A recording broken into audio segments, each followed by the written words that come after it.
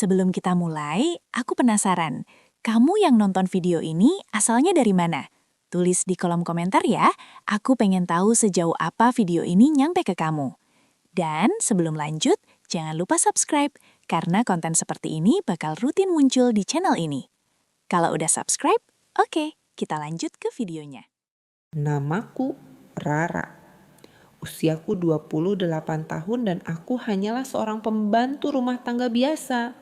Seragamku sederhana, pakaianku pun murah dan selalu berbau minyak goreng. Tapi hatiku, hanya Tuhan yang tahu betapa tulusnya. Sejak pertama kali kakiku menginjakkan rumah megah itu, aku mulai menganggapnya sebagai keluargaku sendiri. Sebelumnya, hidupku adalah pelarian. Aku lari dari rumah kakakku di Bogor, membawa tubuh yang lelah, tas yang rusak, dan selembar ijazah sekolah dasar yang tak berarti. Aku terpaksa kabur karena suami kakakku mulai berani menyentuhku. Berhari-hari aku terdiam, tidur di halte bus, dan makan sisa camilan. Ibu Sarti, seorang agen penempatan pembantu, menemukan dan membawaku ke rumah Tuan Arman, seorang duda kaya raya. Bangun jam 5, jangan banyak tanya. Jaga mulutmu, perhatikan perilakumu. Jika kau melanggar, saya tak bisa bantu lagi, tegas Ibu Sarti kala itu. Aku hanya bisa mengangguk, hatiku hampa, tanpa butuh kenyamanan. Hanya ingin bertahan hidup. Hari pertamaku di rumah itu adalah tamparan keras. Aku langsung tahu kehadiranku tidak diterima. Siapa namamu, Ibu Rara?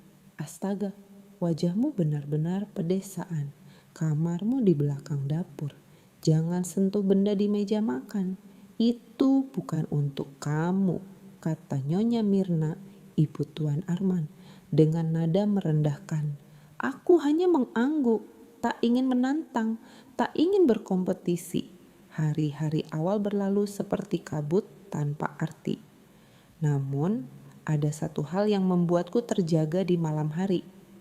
Mata Rio, putra Tuan Arman, itu selalu memeluk boneka rusak peninggalan mendiang ibunya dan selalu diam.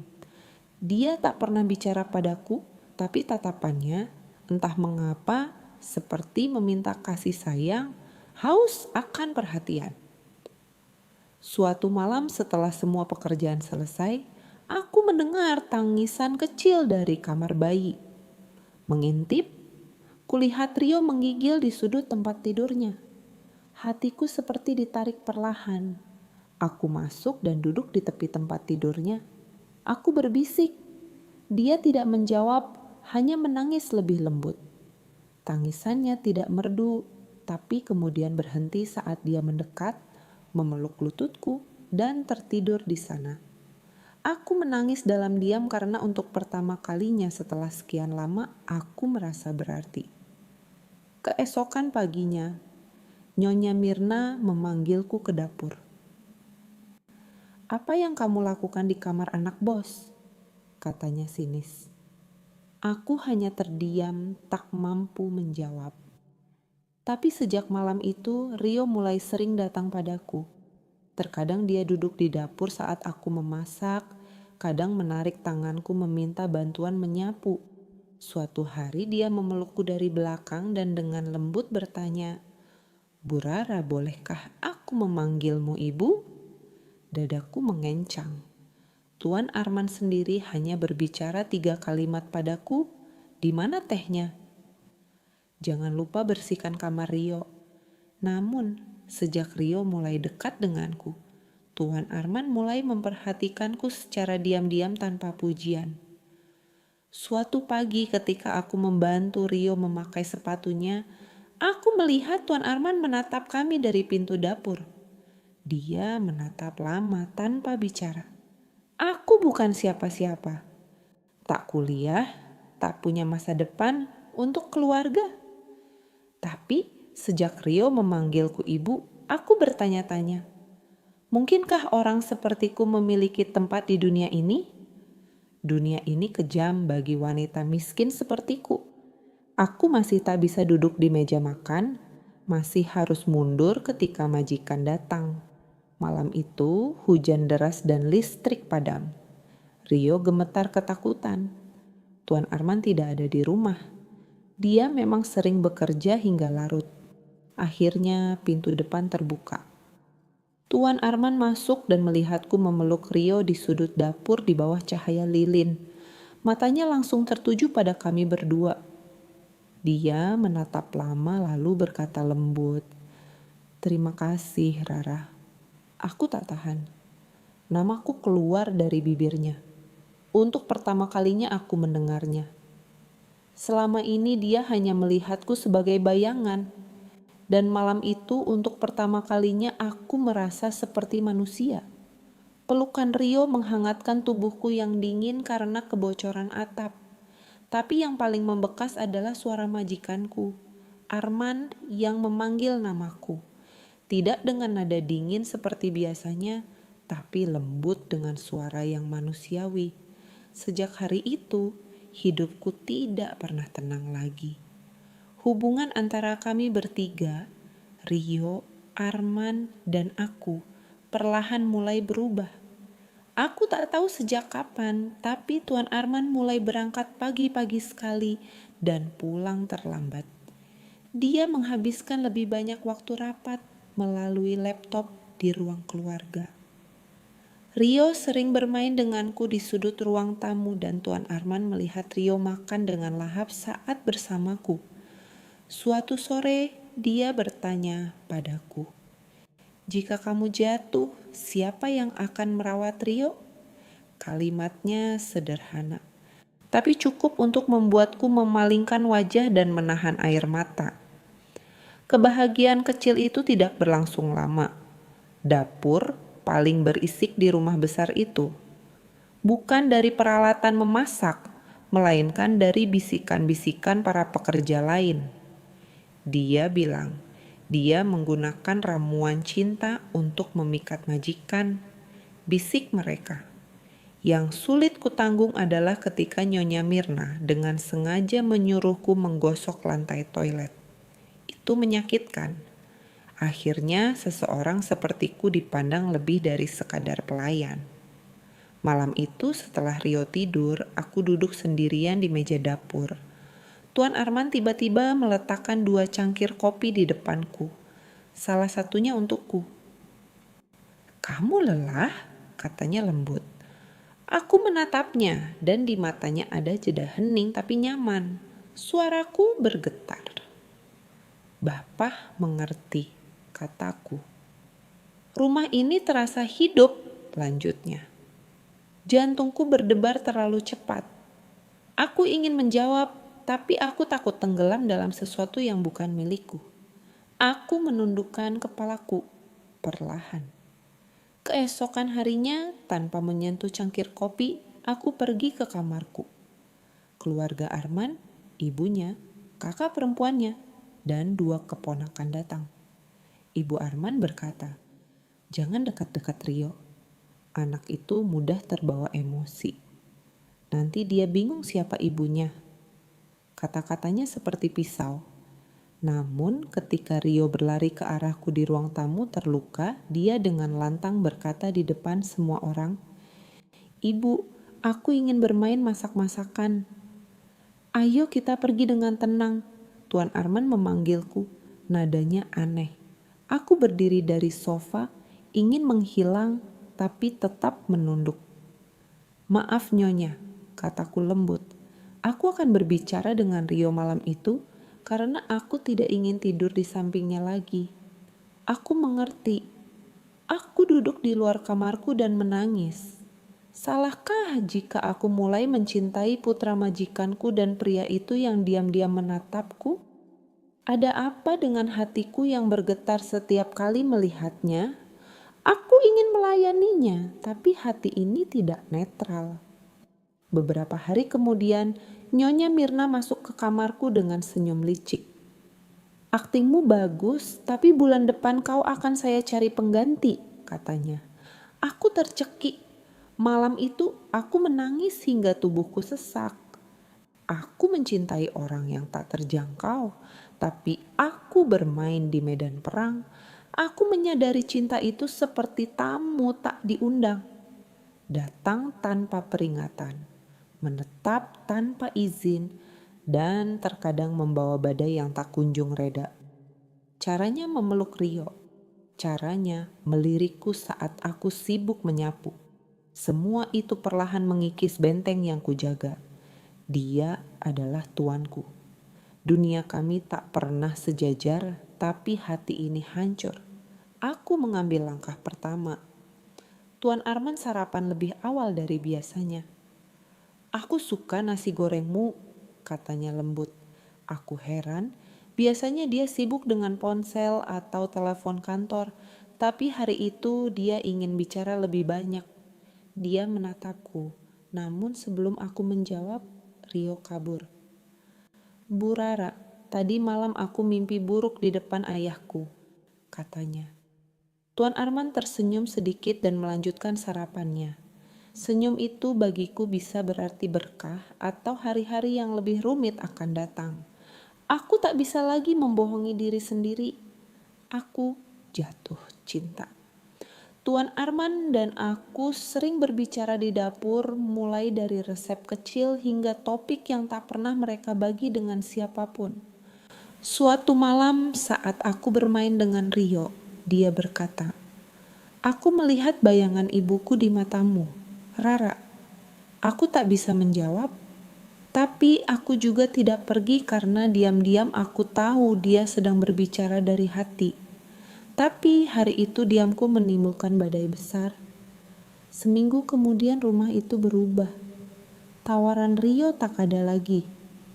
Di atas meja, di teras tempat aku dan Arman berbicara, ada amplop putih berisi foto-foto. Foto-fotoku sedang bersandar pada Rio. Tuan Arman mencuci rambutku di dapur. Ada juga foto yang menunjukkan bahwa aku menyusup ke dalam keluarga mereka. Aku menangis dalam diam, gemetar. "Aku sudah tahu sejak awal kalau kamu bukan pembantu biasa," kata Nyonya Arman, seorang wanita cerdas. "Bukan itu, Bu. Aku hanya bekerja dengan hatiku," jawabku gemetar. Kata-kata itu memotong pembicaraanku. Namun diamnya Tuan Arman lebih menyakitkan. Dia tidak membenarkan, tidak menjelaskan, tidak menolak.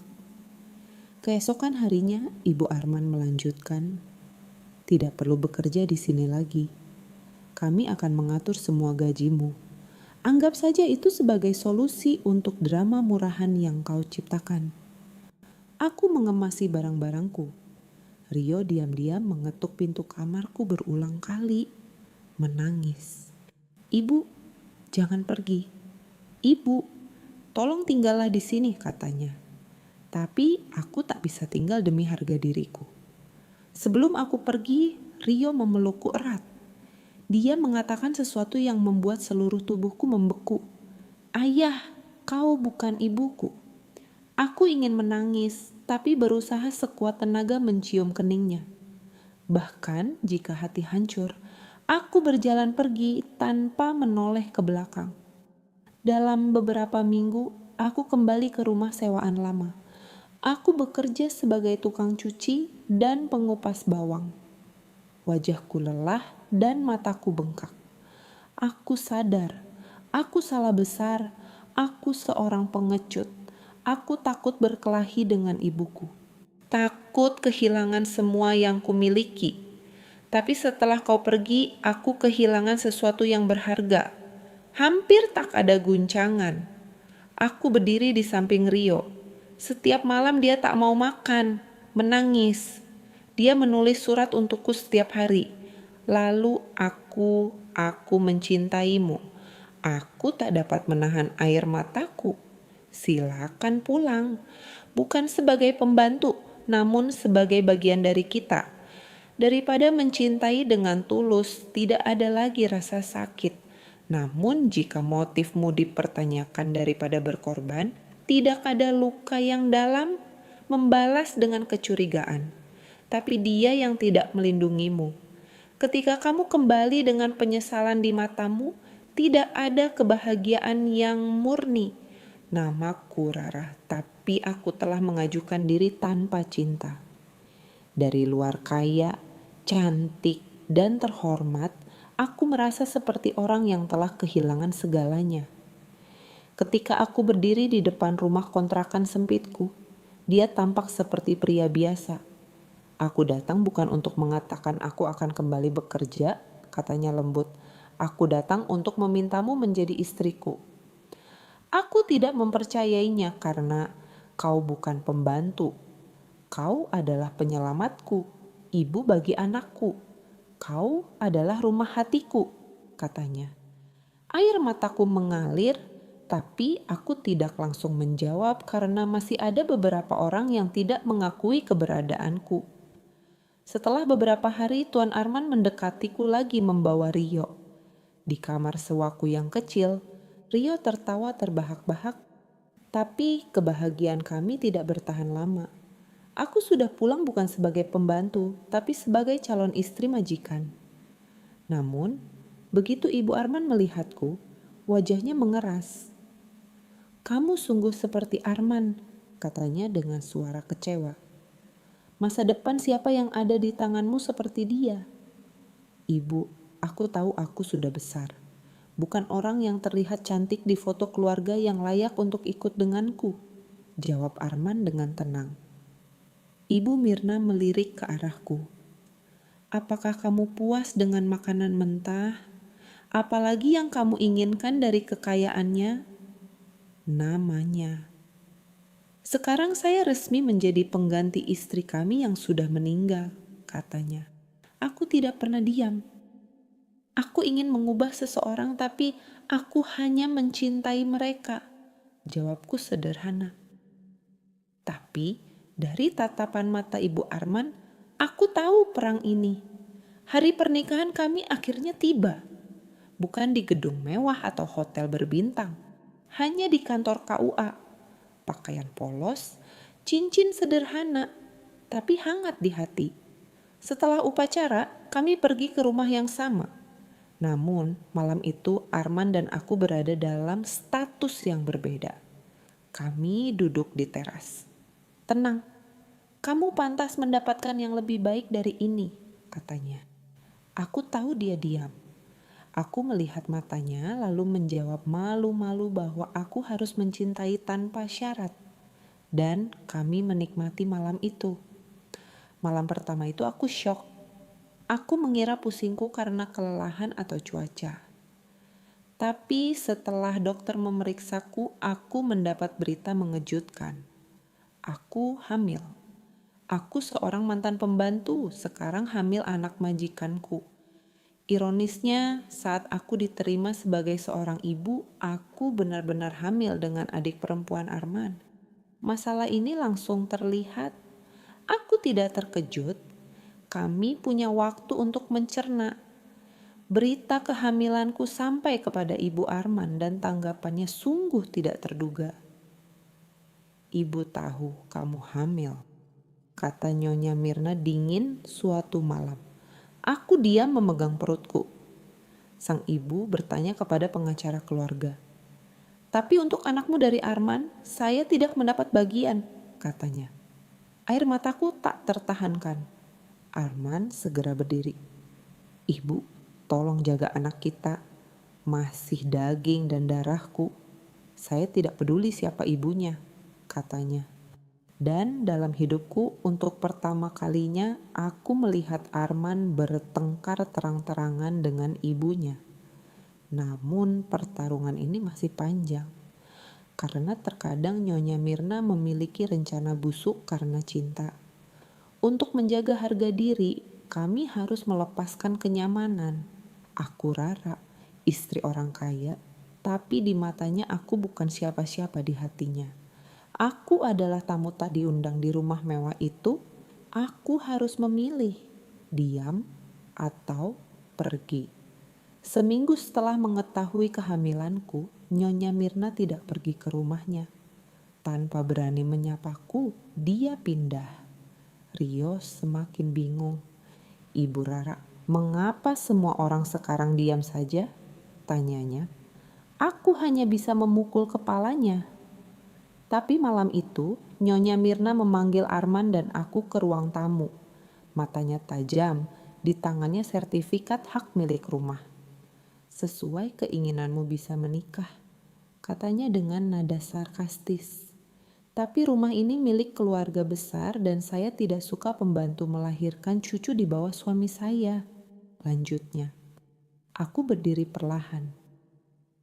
Kepalaku oke, Bu, kataku dengan suara serak. Jika aku tidak punya rumah ini, aku akan pergi. Tapi jangan minta aku meninggalkan hatiku, kataku. Arman menatapku dengan mata berkaca-kaca.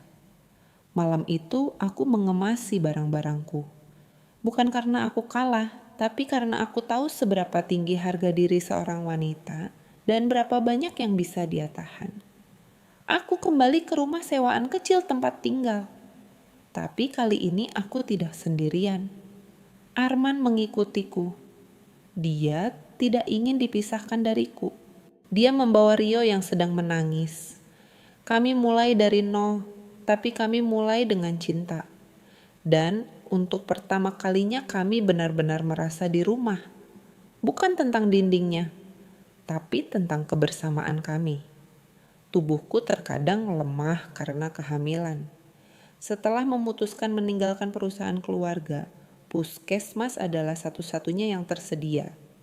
Karena Arman sibuk dengan pekerjaan sampingan, Nyonya Mirna memutus semua bantuan dan Arman memblokir akses ke tabungannya. Tapi anehnya, aku merasa lebih damai karena untuk pertama kalinya Arman dan aku hidup dengan kaki kami sendiri. Rio tumbuh menjadi anak yang lebih pengertian. Suatu malam, dia menyandarkan kepalanya di perutku. Ayo, cepatlah melahirkan adikmu. Aku akan menjagamu, katanya. Dan setiap saat aku meneteskan air mata syukur. Suatu pagi, seorang lelaki tua datang ke rumah kontrakan kami.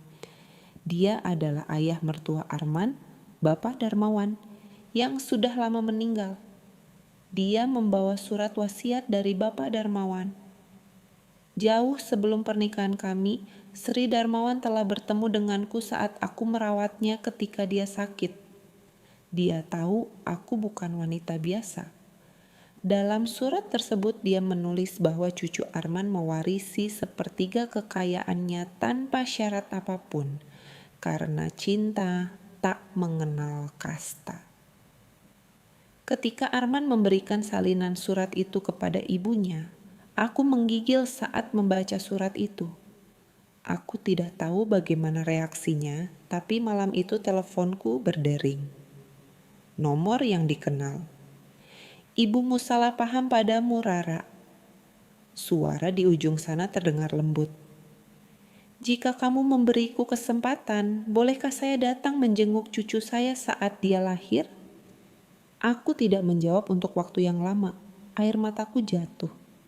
Hari itu akhirnya tiba. Aku melahirkan seorang anak laki-laki sehat dan cantik. Wajahnya mirip Arman, tapi matanya seperti mataku.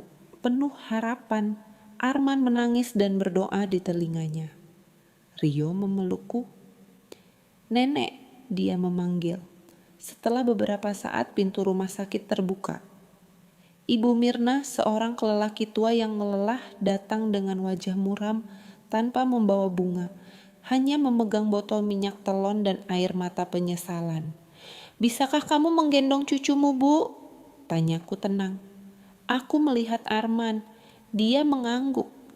Kami bertiga, hanya 3 tahun kami kalah. Rio tumbuh sebagai kakak laki-laki yang penyayang. Adik laki-lakinya sekarang mulai berlari-lari di ruang tamu rumah yang dibeli dengan hasil kerja kerasnya sendiri.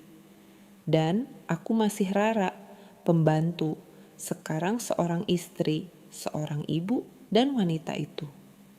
Meskipun dia menghina, meski disingkirkan, aku adalah wanita yang penuh kasih.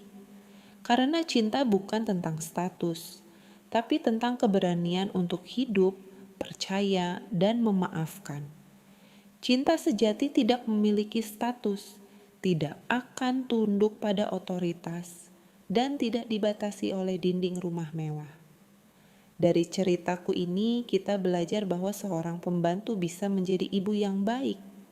Seorang anak dapat mengenali cinta dari hati, bukan berdasarkan nama belakang.